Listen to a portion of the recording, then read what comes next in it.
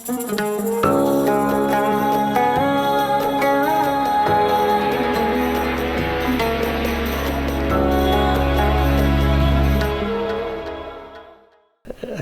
היום דניאל גל, אבל זה שם שהברדתי כי במשרד החוץ ממשה שרת הייתה מסורת לעברת את השם שלי.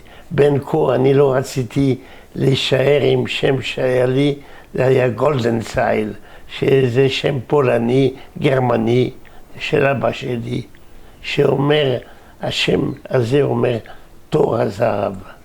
כי אנחנו באים ממשפחה של עטז, תור זהב, מצד אבא. יפה. ואימא? אימא לא, אימא יהודייה מאלג'יריה, שההורים שלה באו ממרוקו הספרדית. בגלל זה היא דיברה ספרדית טובה, ואנחנו ידענו ספרדית טובה מגיל צעיר, חוץ מצרפתית. כן. באיזה שנה נולדת? ב-1937. איפה? באורן. אורן, כמו שאמרתי, הם אומרים בערבית אורן אל-ביה. זאת אומרת, אורן עיר ללא דאגות. בגלל זה האלג'יראים עד היום, האלה עם כסף, עם זה, יש בתי מלון יפים באורן, הם באים לחופשה באורן. אמרת גם שזאת עיר אירופאית. אירופאית מאוד אפילו. האפיונים של ספרד היפה. כי היא שוכנת בחוף מול ספרד. בדיוק, בדיוק. היינו נוסעים, היו אוניות, תוך 6 שעות היה אפשר להגיע לחוף של אנדלוסיה. אוקיי, אז תספר לי קצת על הסבים והסבתות שלך. מצד אבא שלי היו בפולין ונשארו שם, לא באו אף פעם לאלג'יריה.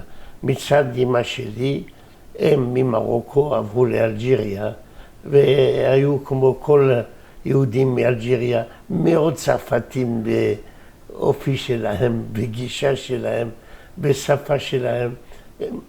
הם לא אהבו לדבר ערבית, חשבו שזה פחיתות כבוד, דיברו רק צרפתית והיו בבתי ספר צרפתיים. ואתה יודע למה אבא הגיע מפולין לאלג'יריה? כן, זה כתוב בספר שכתבנו. אבא שלי רצה להגיע בהתחלה לארץ, אבל לא היה לו סרטיפיקט.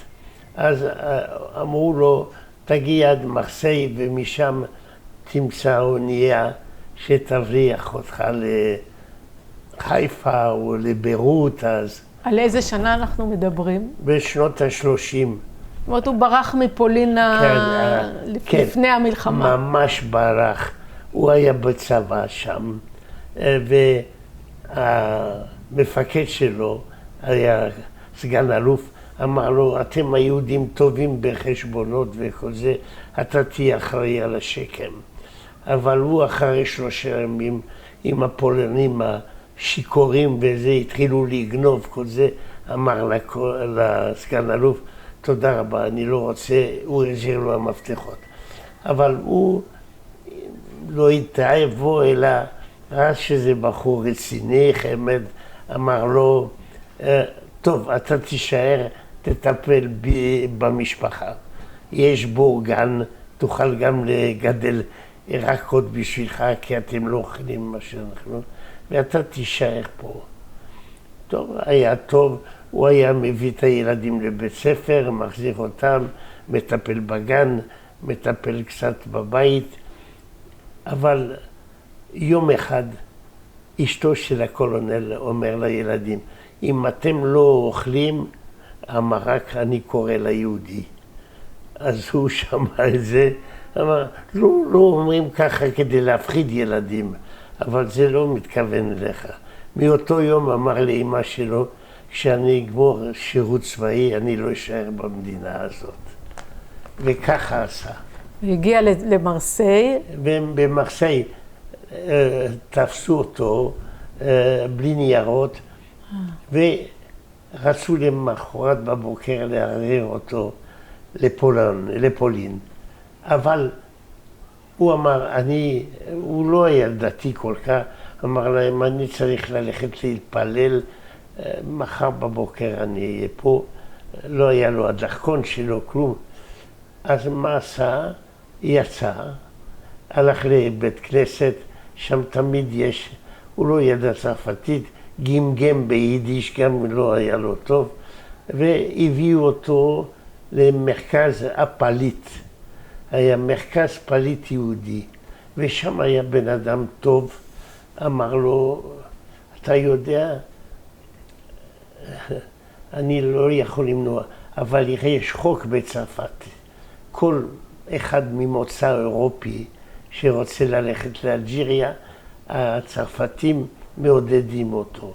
אז אני יכול, אז ככה הביאו אותו לאלג'יריה, ושידך אותו עם משפחה יהודיה מאורן, שקיבלו אותו מאוד יפה, ומאותו יום הוא חי חיים יהודים באלג'יריה. ונשאר, ולא המשיך לארץ. לא היה יכול אז. כן. היו המלחמה וזה. אז, אבל סיפור מאוד יפה. היהודים האלה שאימצו אותו, סליחה, אמרו לו דבר מאוד יפה. למה אתה לא תביא את המשפחה בינתיים לאלג'יריה? כי שם באירופה יש רוחות מסוכנות שנושבות על חיסול היהודים. אז אבא שלי אמר להם, אני רק עכשיו התחלתי אתכם. הם אמרו, אל תדאג, אנחנו בינתיים ניתן לך את הכסף כדי להביא את כל המשפחה. היו אנשים מלומדים, היה לו אחים כבר רופאים, אחות פרופסור באוניברסיטה, אבל אמר בסדר, עשו ניירות בשבילו, הלך לשגרירות, לא, למשרד הפנים הצרפתי, מסר כל המסמכים, ואמרו נעביר אותם לפולין עבור המשפחה. וככה היה. באמת השיגו לו כרטיסים, הם שילמו לכרטיסים מוורשה לאורן דרך פריס. הם גם השיגו עבורו תושב ארעי, קבע באלג'יריה, ואבא שלי, זה סיפור מאוד מאוד יפה שכתבתי אותו בספר, כי היו לי הדוקומנטים. כתב אבא שלי לאמא שלו פעם אחת, פעם שנייה, והאנשים שנתנו את הכסף ורצו להביא את המשפחה, אמרו, משה, מה אתה עושה? אין תשובות, כבר 3 חודשים, 4 חודשים, עד שיום אחד לא היה טלפון כמו היום שאפשר, שלח מברק, ובמברק הזה כתב הכל ואמר לאמא שלו, אמא, אני לא יכול עוד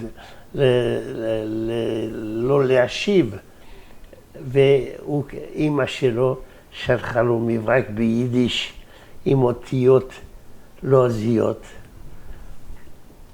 הלכנו לרבנים להתעניין ואמרו, אל תעזבו פה, פה לא יקרה שום דבר. והראשונים שגמרו באושוויץ. הם אמרו, אבל זה לא יהודים אמיתיים, אפילו לא יודעים יידיש שם. וואי, איך זה כואב לשמוע. זה סיפור כואב, כואב. אתה יודע באיזה שנה זה היה? אני עוד לא...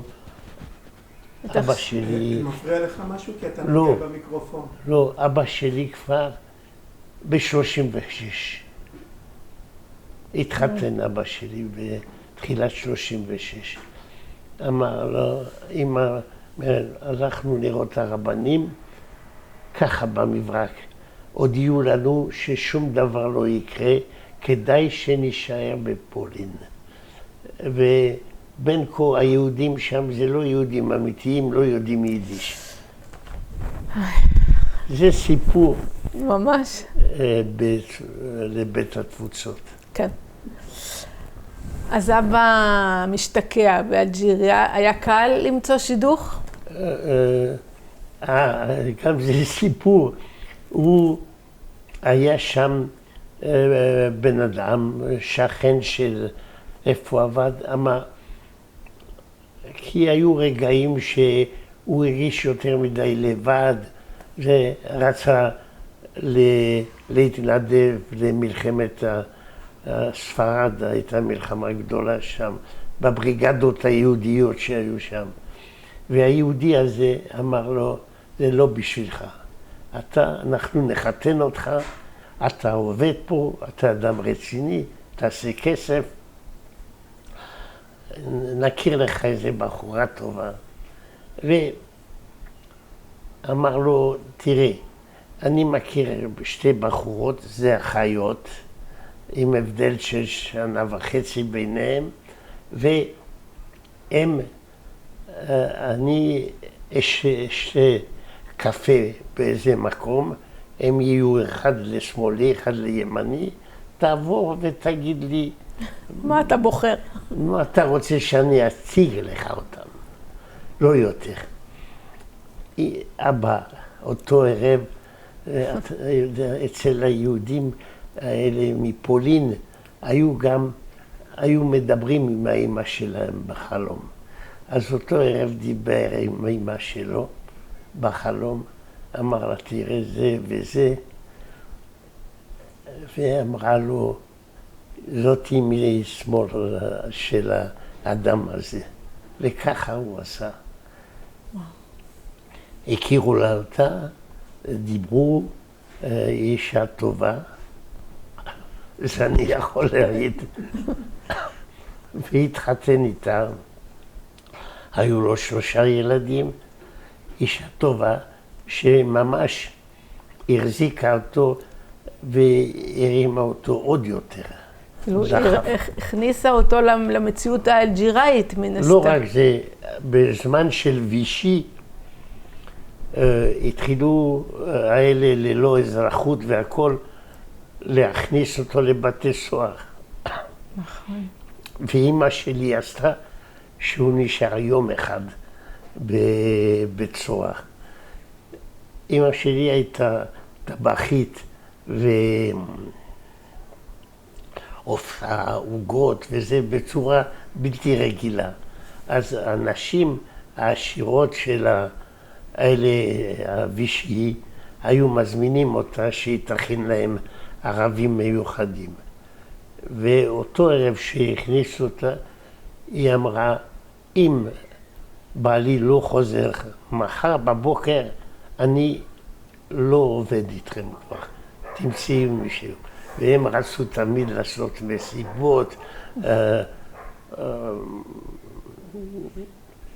ברמה טובה מאוד. אז הם שחררו אותו והוא חזר הביתה. איך קראו לאבא ואמא? אמא שלי מזל. בגלל זה אבא שלי כתב ספר מאוד יפה, המזל שלי. זה יפה, לא? כן, והשם משפחה שלה? משפחה שלה דרי, זי. ואבא היה משה? משה. אוקיי, אז אתה הבכור? כן, ואבא שלי היה תמיד היה אומר משהו שעד היום האחרון שלו, אומר, כשהייתי בפולין הייתי רק יהודי, הגעתי לאלג'יריה הייתי פתאום פולני, הגעתי לארץ הייתי פתאום צרפתי, וכשהייתי נוסע לצרפת קראו לי הדוד הישראלי. הוא אומר, יהודי תמיד יש לו איחור של אזרחות אחד. אז ובמה אבא עסק? זה הולך טוב בינתיים. מצוין, ממש.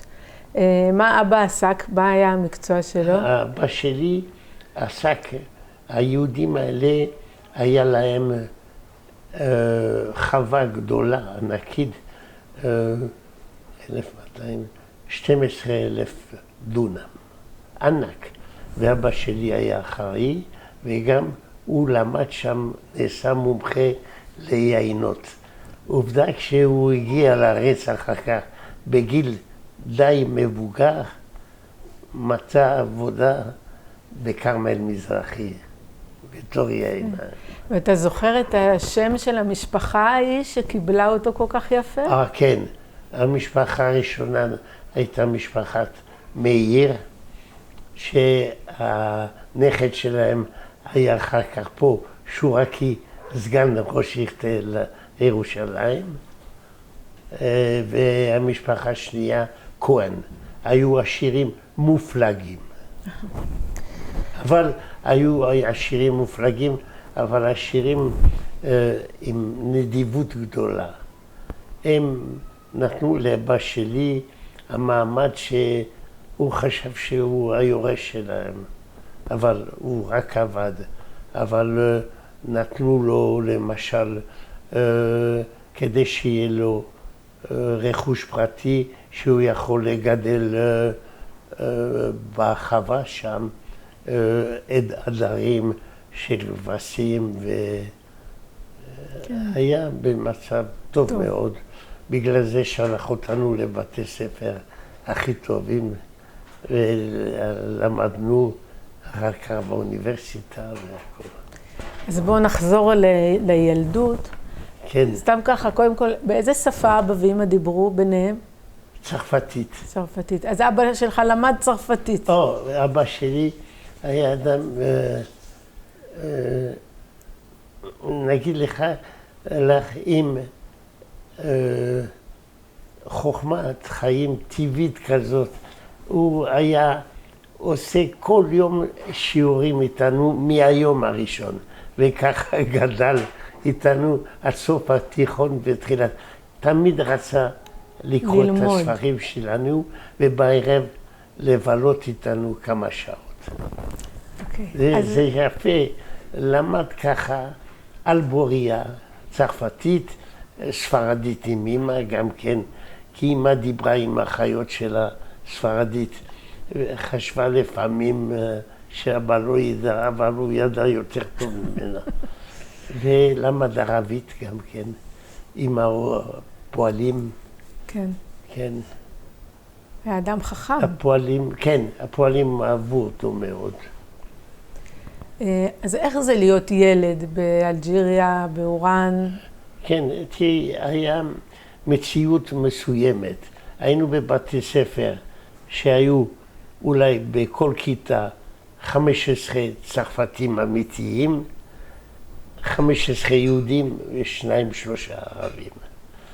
לא נתנו לערבים, לא מובן. לא התערבבו איתם. לא מובן. דיכאו אותם, שללו מהם כל אפשרות של התפתחות, של קידום, והיהודים בעצמם, אפילו כשבזמן וישי זרקו אותנו בבתי ספר, היהודים הקימו בעצמם בתי ספר, כי זרקו גם מורים יהודים וגם תלמידים. אז מיד היו בכל מקום גרעין של יהודים, ולא נשארנו יום אחד בלי בית ספר.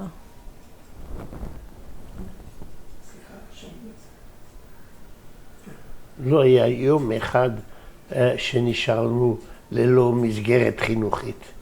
בעצם הסיפור של וישי זה רק 2-3, כן, נכון? כן.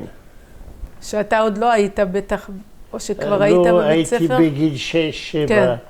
זרקו אותנו, יש לי אפילו, הוא בספר, הצילום של מנהלת הבית ספר גן ילדים, שהיא מצטערת להודיע לי שאתה צריך לעזוב את בית הספר. כן. ויש לך זיכרונות מהתקופה ההיא? כן, כן, כן. של הקושי הזה עם אמא שלי אפילו הייתה חסרה קצת, היא לא פחדה. אז היא הלכה עם האנטי-פשיסטים והכל. וכשהגיעו מיד אמריקאים, אז אבא שלי היה מלך. כי בין היחידות שהגיעו לאלג'יריה היו הרבה יהודים. והיהודים האלה חיפשו מגע לדבר עם יהודים. אז כל היהודים הביאו אותם לאבא, כי הם דיברו יידיש עם אבא.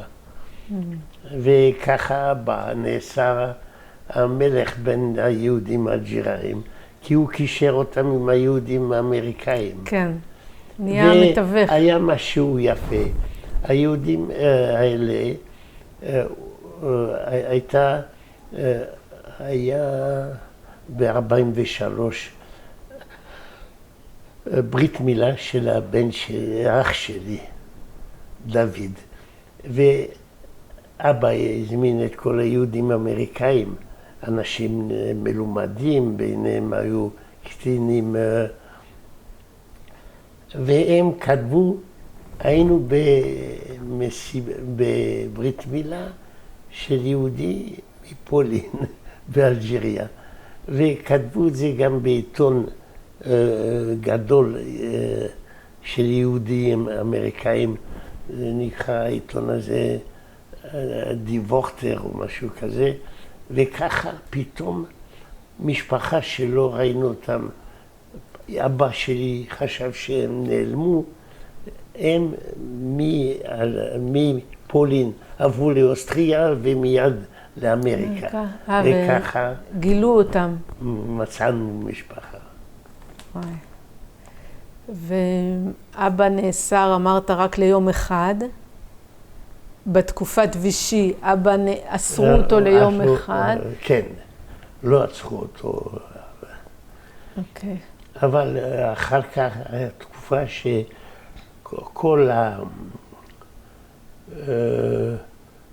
כל הנכסים של היהודים היו תחת פיקוח, ניהול ואדמיניסטרציה של השלטון של וישי. אז סילקו את כל היהודים מעבודה, גם אבא שלי.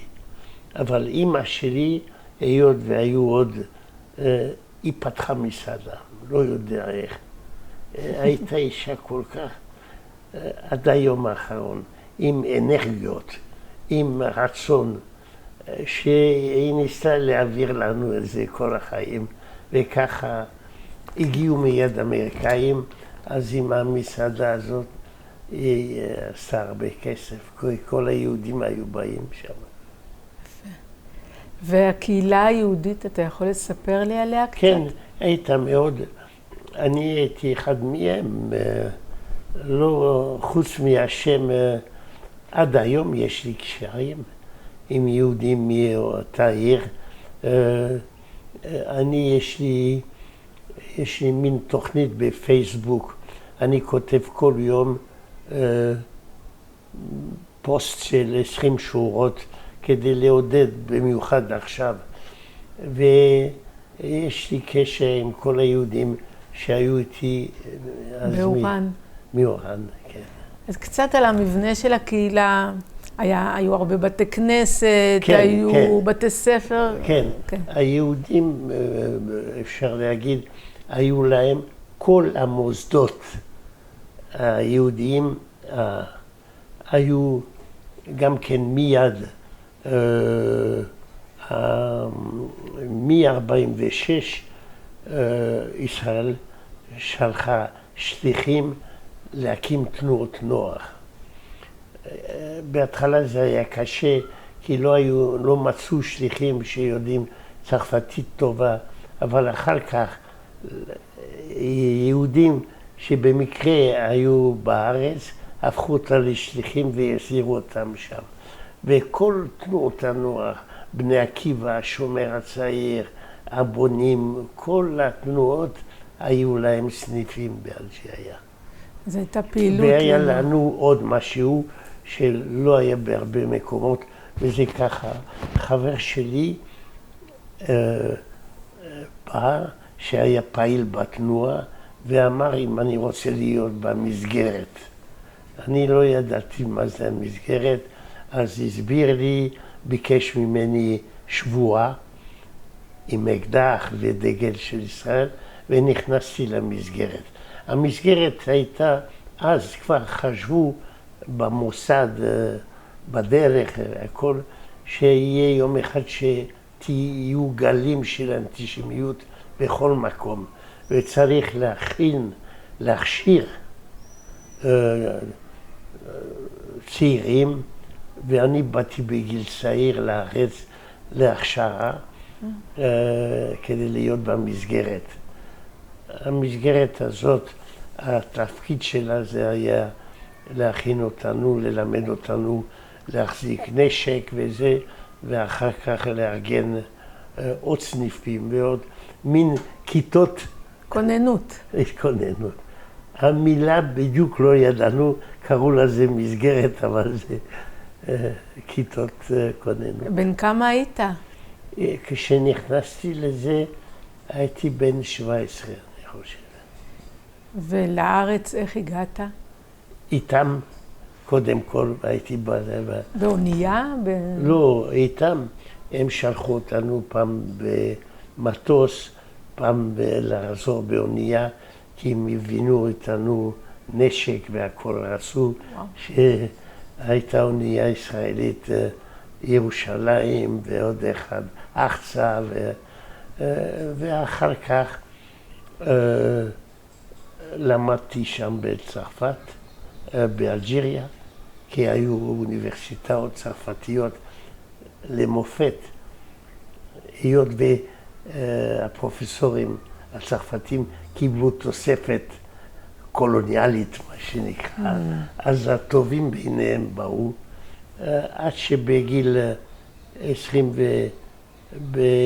59, הייתי בן 22, הגעתי לארץ ואמרתי זהו זה. קיבלו אזרחות, קיבלתי אזרחות, אבל גם אני התחילו לשלוח אותי בתור סעיין למרוקו ולמקומות אחרים. בתור מה? סעיין, מה שנקרא. לעזור. לעלות יהודים. לעלות יהודים, גם לעשות דברים אחרים. ואז חזרת ועוד פעם עלית. כן, עליתי, והיה לי מזל. עליתי לקיבוץ מעיין צבי, ונקלטתי בצורה כל כך יפה.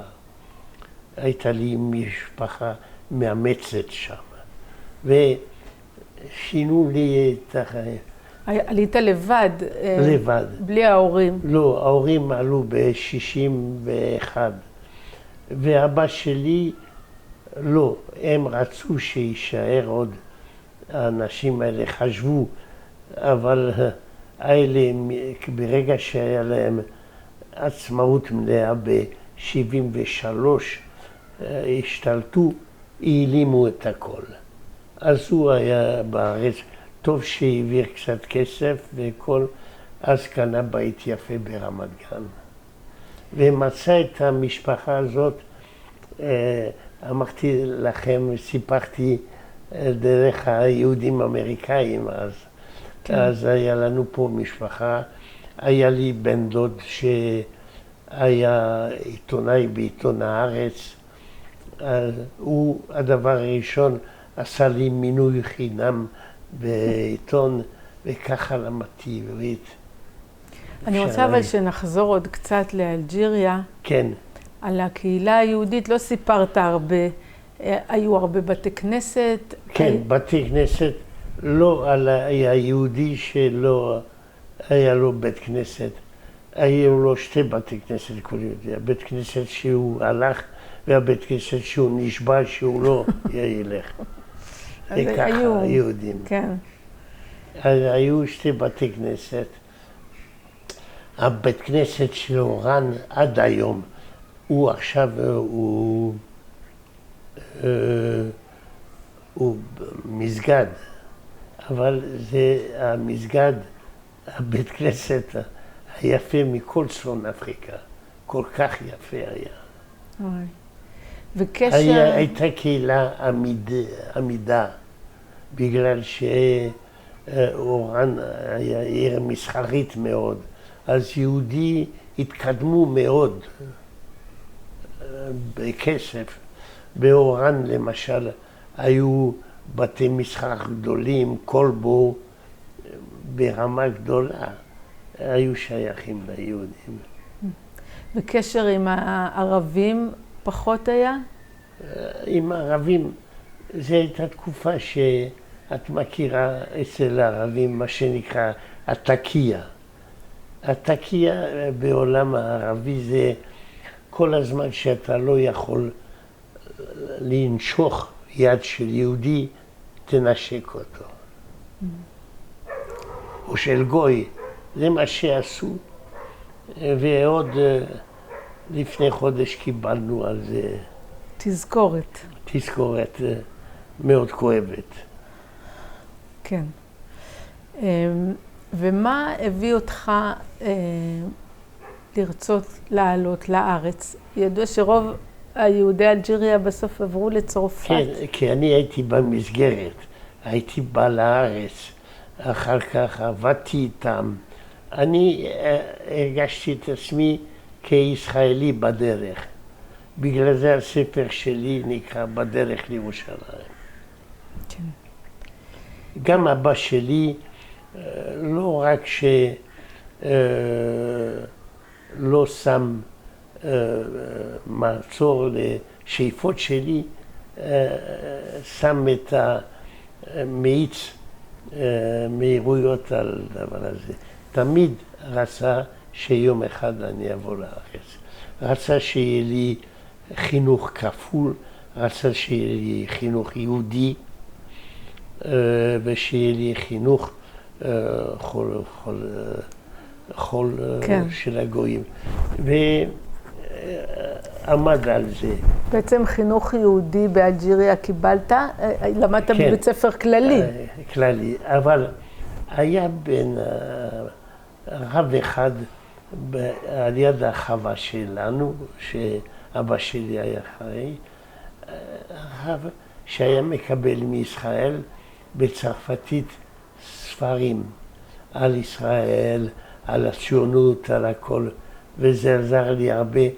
היה לו כ100 ספרים כאלה, וקראתי את כולם. היו בצרפתית, אבל זה היו ספרים שכשעשיתי הבחינות כניסה למשרד החוץ, יש בחינה של השכלה כללית, קיבלתי 100 על זה.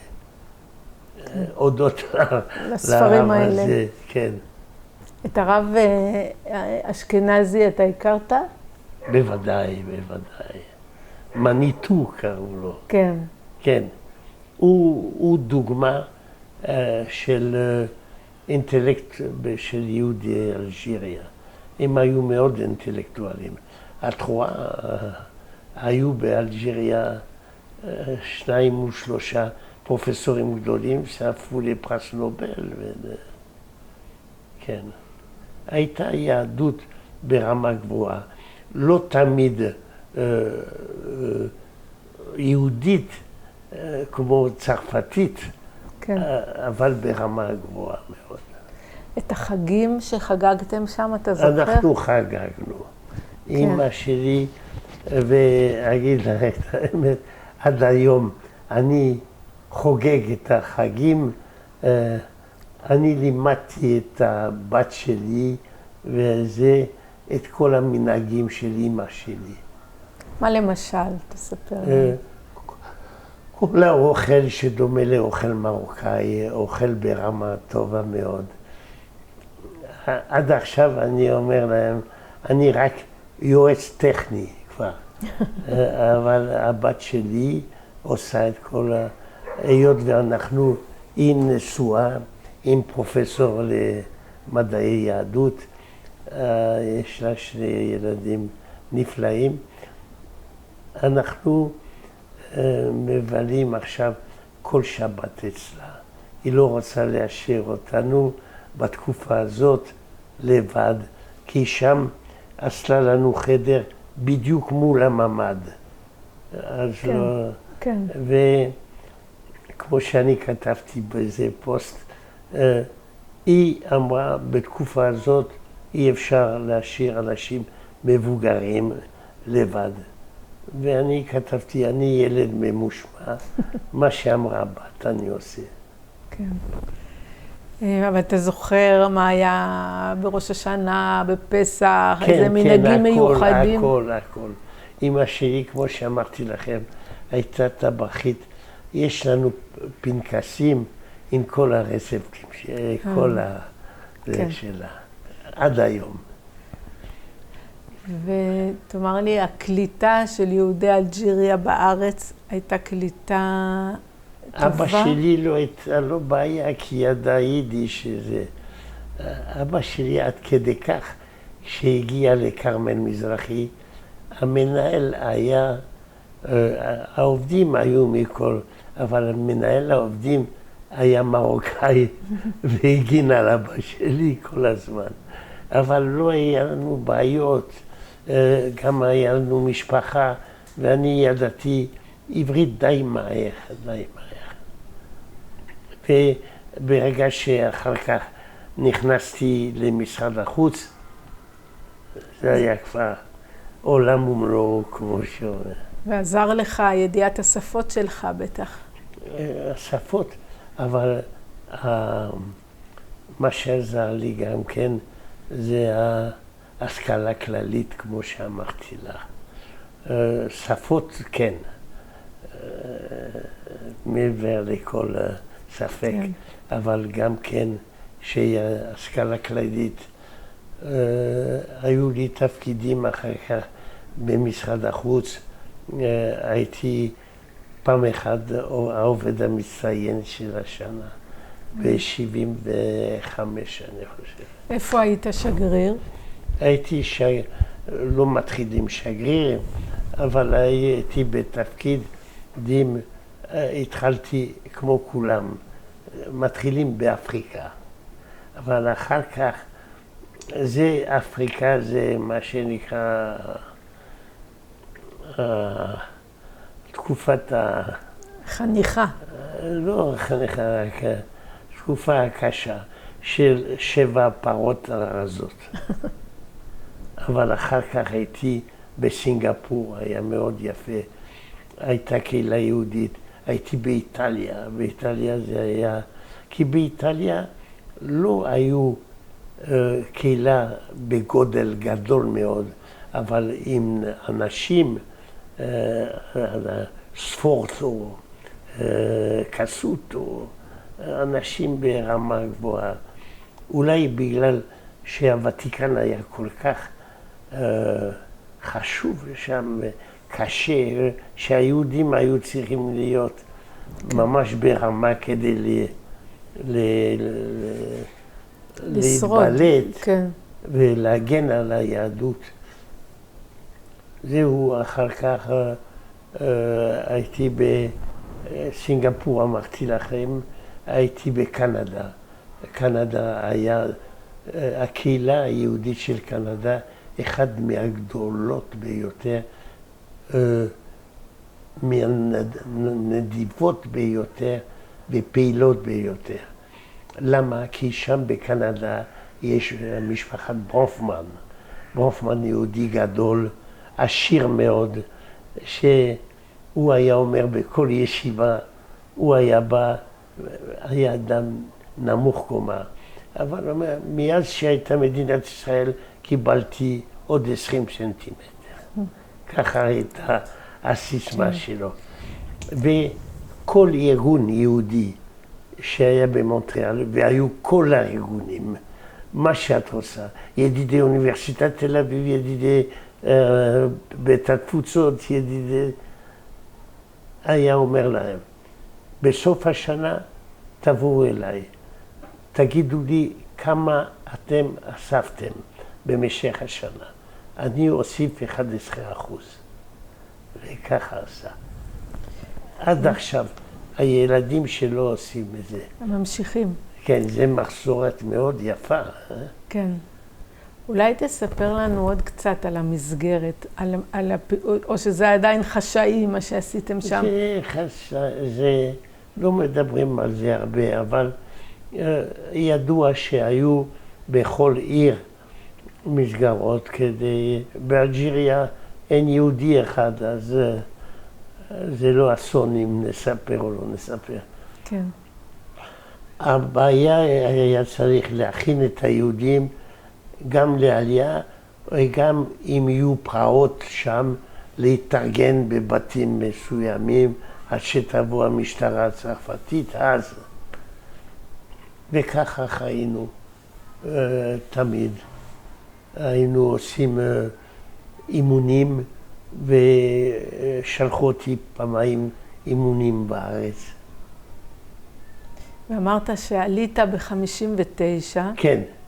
ואז שלחו אותך למה? למרוקו ולכמה מקומות שעל זה אני אספר. כן. לא אספר. לא תספר. אספר. שלחו אותי כי יש לי עד היום דרכון צרפתי עם שם גולדן צייל, מי יודע מה זה. כן. ואתה יודע לספר לנו למה יהודי אלג'יריה, למה לא באו לארץ? זה קל לדעת, כי הם היו רובם פקידים בכירים בממשל הצרפתי. אז הם, ברגע שצרפת נטשה אלג'יריה, הם קיבלו מינויים בצרפת. זה היה מנהל בית ספר תיכון, קיבל בית ספר תיכון בצרפת. אותו יום, מי שהיה מנהל סניף דואר ראשי באיזה עיירה בצרפת, באלג'יריה, קיבל אותו דבר והמשיך עם המינוי שלו ולא הייתה לו שום בעיה. כן. ברגע שהאלה שבאו לארץ באותה תקופה סיפרו סיפורים קשים, זו הייתה תקופה של ואדי סאליב, אם את זוכרת. ולא באו לצערי הרב, לא הבינו מה זה ישראל. אחר כך אמרו לי שבסופו של דבר, עכשיו אומרים לי עוד, הייתי הפיקח ביותר ביניהם, שלא הלכתי לצרפת כמוהם, אפילו ליום אחד, ובאנו לארץ. כן. בארץ, מה רע היה לי? גמרתי שגריר ישראל. שגריר ישראל זה לכל החיים, זה לא, זה תואר. כן. אומרים, בסופו של דבר, היית פיקח ביותר בינינו. אני לא אספר את זה, אבל ככה הם אומרים, מה, אנחנו הגענו, זה נכון, אבל עכשיו אנחנו באים לארץ, אומנם עם כסף, אבל אנחנו צריכים לחפש רופא שמדבר צרפתית, כי אנחנו לא יודעים עברית. אנחנו אומנם עם הרבה כסף, אבל בלי תרבות היום יותר, כי יש מסה קריטית כבר. יש תיאטרונים, הצגות, מה שאתה לא רוצה בצרפתית. אבל בהתחלה יהיה להם קשה. כן. אבל עכשיו, המקרה של אתמול,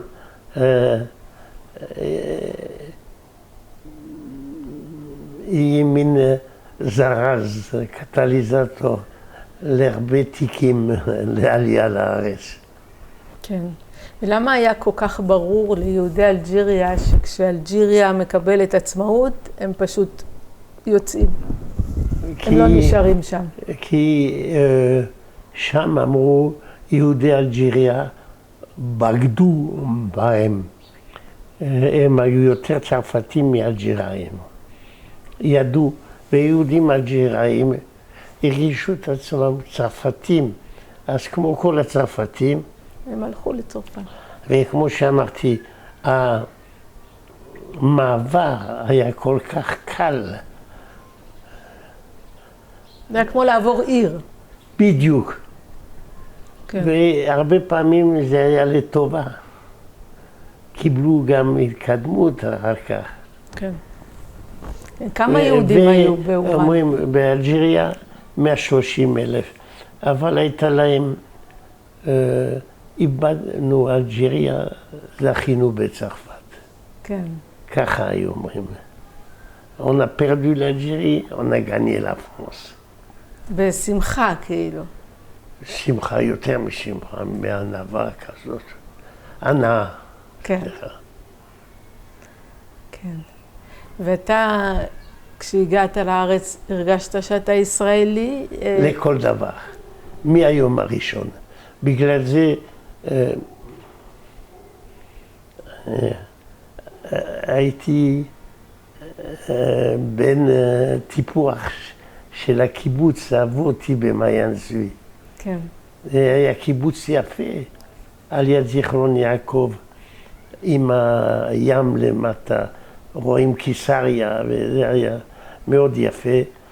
והרגשתי, וההורים שלי שלחו את האח שלי ואחותי מיד בראשון, ינואר 62, לארץ, והם באו בעצמם וקנו בית יפה. כן, הם גם לא עברו לצרפת, לא, הגיעו ישר לארץ. לא, הם רצו להיות איתנו. תמיד אבא שלי אמר לי, ברגע שאתה תקים בית בארץ, בהתחלה אולי חשבו שהבית הזה יהיה רק לנופש בארץ, אבל הפכו אותו לבית, ואבא שלי היה בן 50 בדיוק, מצא מיד עבודה. היה לנו משפחה שקצת פרוטקציה, כמו שאומרים. כן, קשרים. קשרים. משהו אתה חושב?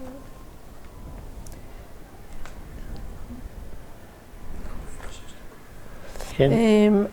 יש לך, לסיום, אני אשאל אותך, יש לך איזה מסר שאתה רוצה להגיד לאנשים שיראו את הסרטון הזה, או לדורות הבאים? כן, כן. כמו שאמר אבא שלי, וכתבתי בספר, יהודי, איפה שהוא נמצא, הוא בדרך לארץ. איפה שהוא יהיה, הוא נמצא בדרך לישראל. וככה.